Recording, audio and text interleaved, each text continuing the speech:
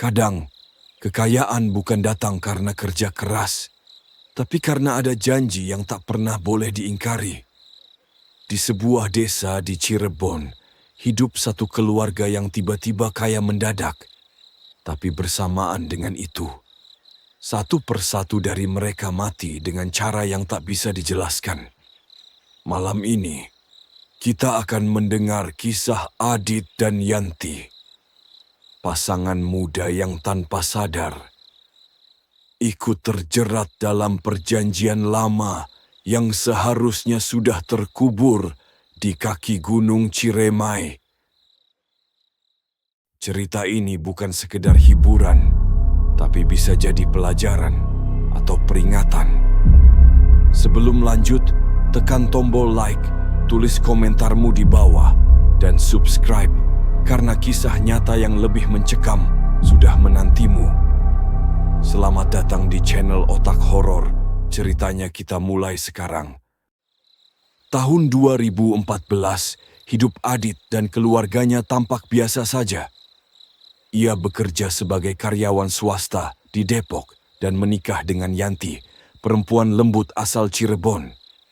Mereka hidup sederhana, memiliki seorang anak kecil, dan sering berkunjung ke keluarga besar Yanti di akhir pekan. Namun, siapa sangka ketenangan itu mulai retak sejak suatu malam di bulan Ramadan. Sekitar pukul 9 malam, ketika Adit hendak menutup laptop, ponselnya bergetar. Nama yang muncul di layar membuat dadanya berdebar. Ibu mertua. Biasanya, beliau jarang menelepon malam-malam. "Mas Adit, tolong, besok temani ibu nengok Kak Rani. Ya, kakak ipar kamu sakit parah. Kayaknya bukan sakit biasa." Nada suara itu membuat Adit menegakkan badan. Ada getar aneh, campuran antara takut dan sedih. "Memangnya sakit apa, Bu?" tanyanya pelan. "Enggak tahu. Dokter bilang enggak ada apa-apa, tapi badannya kurus banget, Mas." Kayak disedot tenaganya.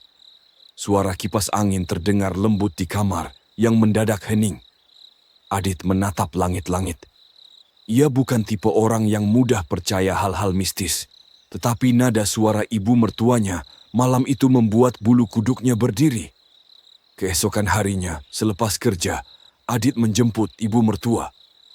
Mereka berdua menuju rumah Kak Rani, kakak tertua Yanti, di kawasan Bogor. Dari luar, rumah sederhana itu tampak sepi, tapi hawa aneh langsung menyergap begitu mereka melangkah ke dalam. Bau dupa samar tercium di udara. Di ruang tamu, seorang perempuan kurus terbaring di kasur tipis. Adit hampir tidak mengenalinya. Itu Kak Rani. Tubuhnya tinggal kulit dan tulang. Kulitnya pucat keabu-abuan, matanya cekung dalam. Tapi yang paling membuat Adit terpaku adalah butiran-butiran halus berwarna putih yang keluar dari pori-pori kulit tangannya. Pasir itu jatuh perlahan ke lantai setiap kali tubuhnya bergerak. "Bu, ini apa?" bisik Adit. Ibu mertua hanya menggeleng, wajahnya pucat. Makanya ibu bilang, sakitnya enggak wajar. Kak Rani menatap Adit dengan mata basah. Bibirnya bergetar seolah ingin bicara, tapi tidak ada suara keluar, hanya air mata yang menetes pelan. Adit menggenggam tangannya, dingin, kaku, seolah ada sesuatu yang perlahan menarik panas dari tubuhnya. Malam itu mereka pulang dengan dada berat. 3 hari kemudian kabar duka datang. Kak Rani meninggal dunia. Adit datang ke rumah sakit tempat jenazah disemayamkan. Perjalanan yang biasanya hanya setengah jam, malam itu terasa seperti perjalanan tanpa ujung. Ia tersesat berulang kali di jalan yang sama, meski rute itu sangat ia hafal. Setiap belokan seakan membawa ke arah yang identik, membuatnya merasa seperti diputar-putar. Akhirnya, seorang petugas kebersihan di pinggir jalan menghentikan motornya. "Pak, rumah sakitnya di depan mata loh. Dari tadi Bapak muter-muter di sini." Adit membeku. Ia menatap ke arah yang ditunjuk. Rumah sakit itu memang ada di depan, seolah baru saja muncul. Sesampainya di sana, jenazah Kak Rani sedang dimandikan. Adit berdiri di pintu ruang jenazah, menggenggam tangan ibu mertuanya yang gemetar. "Bu," katanya perlahan, "izin Adit ke Cirebon." Adit mau tahu apa yang sebenarnya terjadi. Ibu mertua menatapnya lama. "Kamu yakin, Nah? Kalau kamu ke sana, kamu bisa jadi target selanjutnya." Malam itu Adit tak bisa tidur. Bayangan pasir putih dan tubuh kurus kakak iparnya terus menghantui pikiran. Menjelang subuh, ia bermimpi.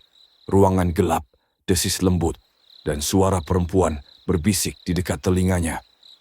"Jangan ikut campur urusan kami." Seekor ular hitam muncul dari gelap. Matanya merah, lidahnya menjulur panjang, dan suara desisnya terdengar seperti doa terbalik. Adit terbangun, tubuhnya basah oleh keringat dingin. Keesokan paginya, Yanti mengaku juga bermimpi hal serupa. Ia menceritakan sesuatu yang selama ini ia sembunyikan. Keluarganya di Cirebon pernah terikat pesugihan. Ayahnya dulu menerima bantuan dari saudara jauh yang mendadak kaya. Sejak itu, keluarga mereka memang hidup berkecukupan, tapi satu persatu orang yang ikut menikmati hasilnya meninggal secara tidak wajar. Adit tidak langsung percaya, tetapi kematian Kak Rani membuat semua itu sulit diabaikan. Ia tahu ini bukan kebetulan, dan mungkin giliran mereka berikutnya. Malam berikutnya, ia duduk di teras, menatap langit. "Kalau memang ini pesugihan," gumamnya pelan, "aku akan buktikan sendiri." Dan dengan tekad itu, tanpa disadari Adit baru saja melangkah ke dalam lingkaran kegelapan yang telah menelan keluarga Yanti selama puluhan tahun. Perjalanan menuju Cirebon memakan waktu hampir seharian. Udara panas siang hari terasa berat, menekan dada. Di kursi depan, Yanti menggenggam tangan suaminya erat-erat. Di kursi belakang, ibu mertua duduk diam, matanya kosong menatap keluar jendela. "Mas," kata Yanti lirih, "kamu yakin mau ke sana? Aku cuma mau tahu kebenarannya. Kalau kita terus diam, kita enggak akan tenang." Jalan mulai sepi. Rumah-rumah berganti sawah luas dan deretan pohon tinggi. Gunung Ciremai tampak samar di kejauhan. Biru kelam menjulang seperti sosok yang sedang mengawasi mereka dari jauh. Menjelang sore mereka tiba di rumah tua peninggalan keluarga besar Yanti di tepi desa yang dikelilingi empang dan rumpun bambu. Dindingnya kusam, sebagian ditumbuhi lumut. Seorang lelaki tua menyambut mereka di teras, Paman Wirya, adik almarhum ayah Yanti. "Loh, akhirnya datang juga, ya?" ucapnya dengan suara berat. "Iya, Paman. Kami mau silaturahmi, sekalian ziarah ke makam Bapak," jawab Adit sopan. Begitu masuk ke dalam, hawa di rumah itu berubah. Udara terasa dingin dan lembab, seolah ada sesuatu yang mengintip dari balik dinding. Di ruang tamu tergantung foto keluarga lama. Di tengahnya, seorang perempuan tua berkerudung hitam menatap kamera dengan mata tajam. Mbah Sari, ibu dari almarhum ayah Yanti. "Itu Mbah Sari?" tanya Adit. "Iya," jawab ibu mertua pelan. "Masih hidup loh. Di kamar belakang, masih hidup. Umurnya berapa sekarang?" "Kalau dihitung, 90 lebih." Lorong menuju kamar belakang tampak gelap. Bau minyak kayu putih dan dupa samar tercium dari arah sana. Yanti menggigil. "Mas," katanya Mbah, "nggak suka kalau ada tamu malam-malam." Menjelang maghrib, Paman Wirya mengajak makan di ruang tengah. Namun dari tadi, perhatian Adit tertuju pada pintu kamar depan yang tertutup rapat dengan sajadah tua terhampar di depannya. Saat ia menatap lebih lama, terdengar desis lirih dari balik pintu itu. "Paman, itu kamar siapa?" tanyanya. Paman Wirya berhenti mengunyah. "Itu kamar lama bapakmu, Yan. Tapi jangan dibuka, ya. Jangan juga salat di situ. Kamar itu sudah ditutup dari dulu." "Kenapa?" "Karena ada yang dijaga di sana." Malamnya Adit tak bisa tidur. Ia keluar kamar, berjalan di lorong remang dengan lampu minyak kecil sebagai penerang. Sajadah tua itu masih terbentang di depan kamar tertutup.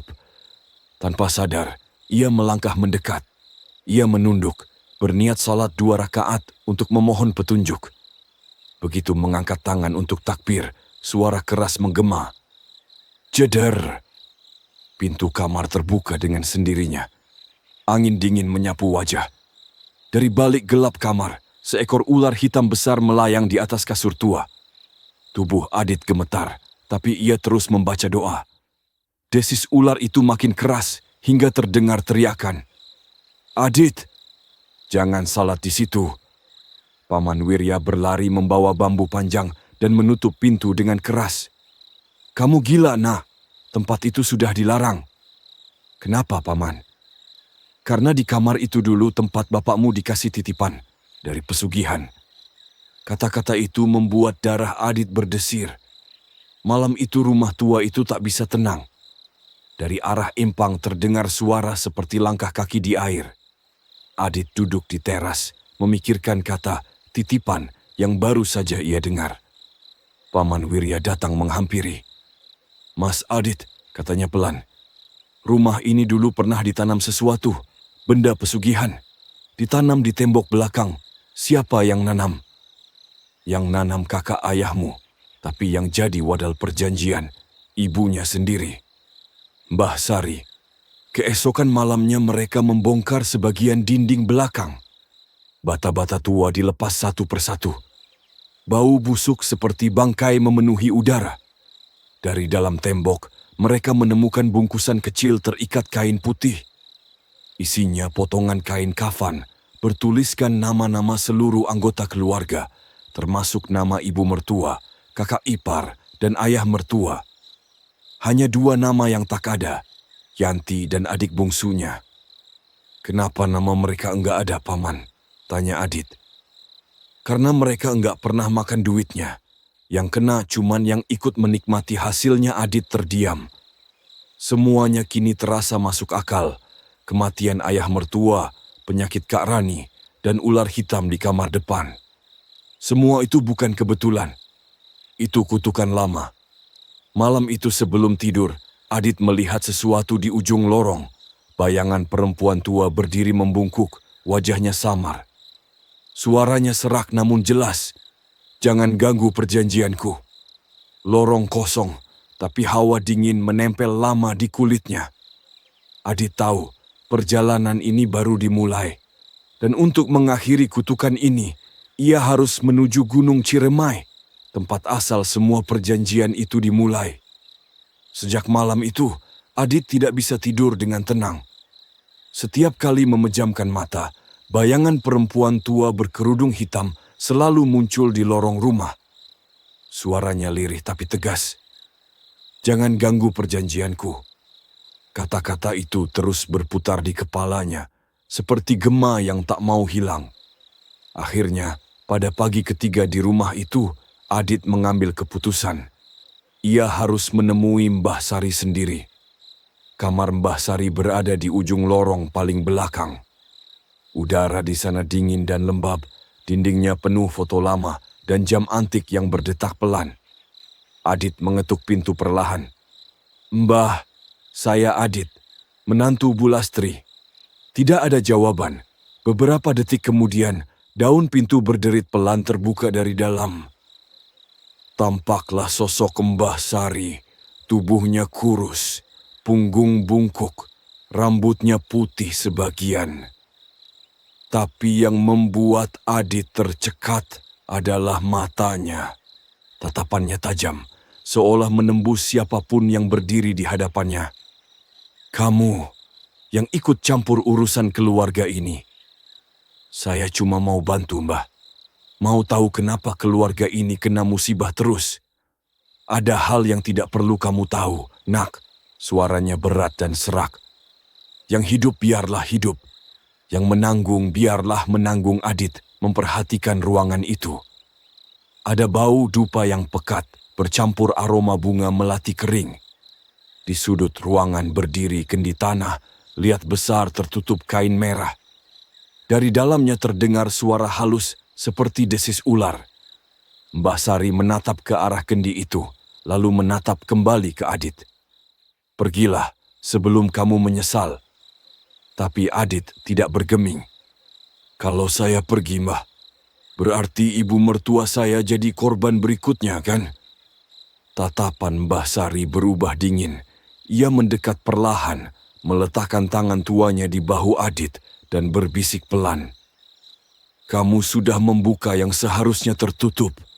Sekarang, kamu yang akan dilihat oleh mereka." Malam itu rumah itu seolah hidup. Dari dapur terdengar piring jatuh sendiri. Udara mendadak membeku dan suara desis panjang terdengar dari kamar depan. Yanti menangis sambil memeluk anak mereka. Ibu mertua duduk di pojok kamar membaca zikir. Pukul 2 dini hari, Paman Wirya mengetuk pintu dengan wajah panik. "Adit, Mbah Sari pingsan, cepat!" Mereka berlari ke kamar belakang. Mbah Sari tergeletak di lantai, napasnya berat. Di samping tubuhnya ada kain putih kecil terikat tali hitam, masih berasap seperti baru dibakar. Adit mendekat, dan dari kain itu tercium bau darah dan logam. Di bawahnya tergambar simbol segitiga dengan tulisan Arab terbalik, digores di lantai semen. Setelah kejadian itu, Adit tak bisa diam. Ia pergi ke kompleks makam Sunan Gunung Jati, tempat yang katanya menjadi asal mula perjanjian leluhur keluarga mereka. Ia datang sendirian, berniat bukan untuk meminta rezeki, tapi untuk memutusnya. Penjaga makam sepuh yang melihatnya langsung berkata, "Kamu datang bukan untuk minta kaya, kan?" "Tidak, Pak. Saya mau minta izin untuk menghentikan sesuatu." "Kalau begitu, ikut saya." Adit dibawa ke area dalam yang tertutup untuk umum. Di sana udara lebih dingin, sunyi, tapi terasa menekan dada. Ia duduk bersila di depan makam dan berdoa lirih. "Ya Allah, kalau ini memang tugas saya, tunjukkan jalannya."